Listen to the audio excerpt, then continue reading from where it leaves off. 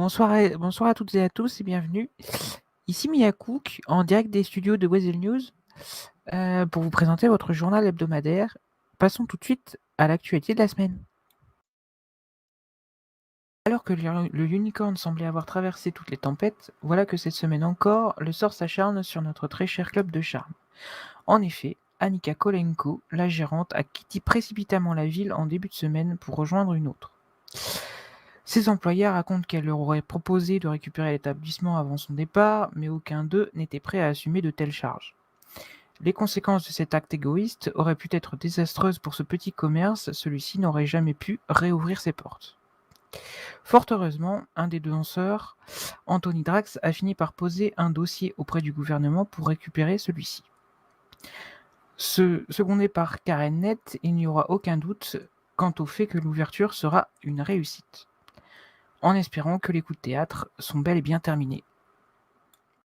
D'après les personnes présentes sur les lieux, une série de tirs se sont fait entendre aux abords du Belize la nuit du 7 au 8 janvier.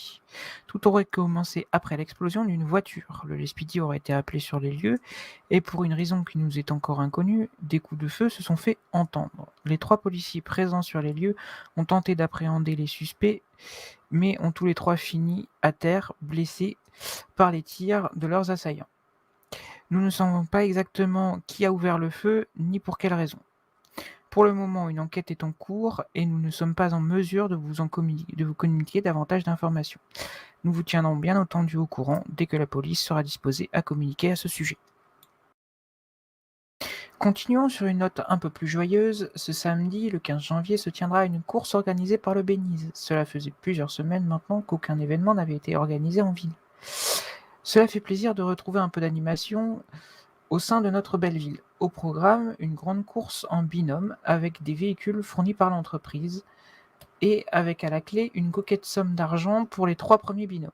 La durée de l'événement est estimée à 2h30. Des stands de nourriture et de rafraîchissement seront proposés ainsi qu'une assistance médicale pour la sécurité. N'hésitez pas à vous inscrire via le formulaire présent sur l'intranet de la ville. Faites vite, il ne reste plus que quelques jours pour vous inscrire. Pour finir ce premier numéro, nous sommes heureux de vous annoncer que nous avons passé un partenariat avec l'hôpital de la ville. Soucieux de votre bien-être, nous avons souhaité mettre en place des spots de prévention, la vidéo étant parfois plus impactante que les mots, afin de vous sensibiliser sur divers sujets qui nous tiennent à cœur. Cette semaine, nous allons vous dévoiler l'un des spots réalisés en collaboration avec l'équipe des EMS, à savoir Émilie Renard, Ben Parker et Joël Fletcher. N'hésitez surtout pas à nous faire des retours.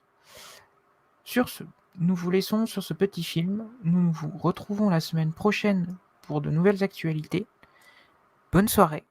Merci de nous avoir écoutés.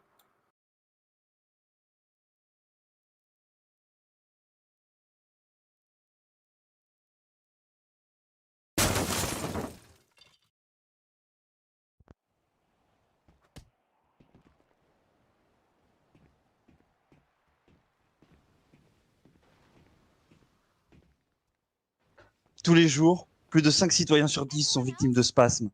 Et pourtant, des accidents comme celui-ci pourraient facilement être évités. Pour cela, rien de plus simple. Adopter les positions de sécurité.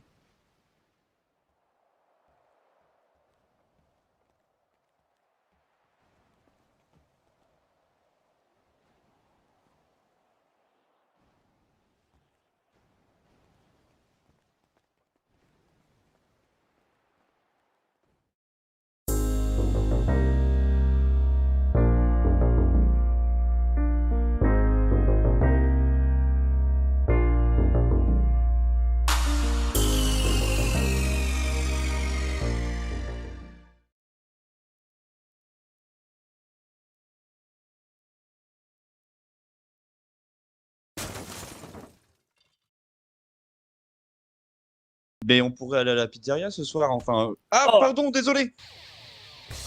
Pardon.